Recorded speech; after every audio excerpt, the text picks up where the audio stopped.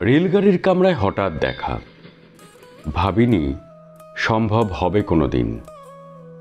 আগে ওকে বারবার দেখেছি লাল রঙের শাড়িতে, ডালিম ফুলের মতো রাঙা।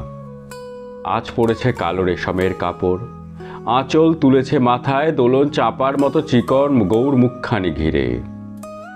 মনে হলো কালো রঙে একটা গভীর দূরত্ব ঘনিয়ে নিয়েছে নিজের চারদিকে, যে দূরত্ব সর্ষে ক্ষেতের শেষ সীমানায় শালবনের নীলাঞ্জনে।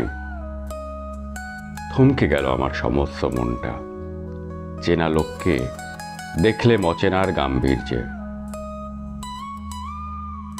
হঠাৎ খবরের কাগজ ফেলে দিয়ে আমাকে করলে নমস্কার। সমাজবিধির পথ গেল খুলে, আলাপ করলেম শুরু, কেমন আছো, কেমন চলছে সংসার ইত্যাদি।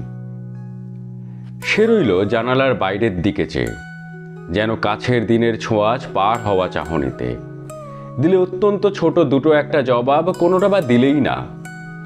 বুঝিয়ে দিলে হাতের অস্থিরতায় কেন এসব কথা, এর চেয়ে অনেক ভালো চুপ করে থাকা।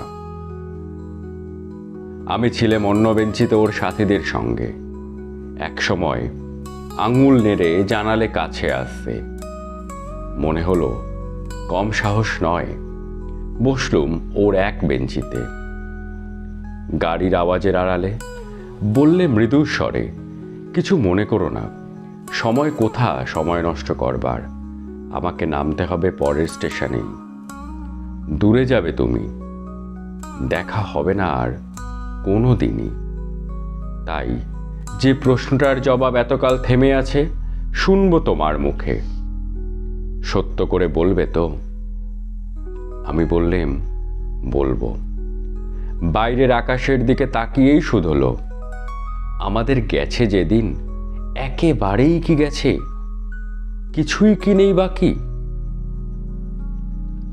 একটুকু রইলেম চুপ করে, তারপরে বললেম, রাতের সব তারাই আছে দিনের আলোর গভীরে। খটকা লাগলো, কি জানি বানিয়ে বললেম নাকি। ও বললে, থাক এখন যাও ওদিকে। সবাই নেমে গেল পরের স্টেশনে, আমি চললেম একা।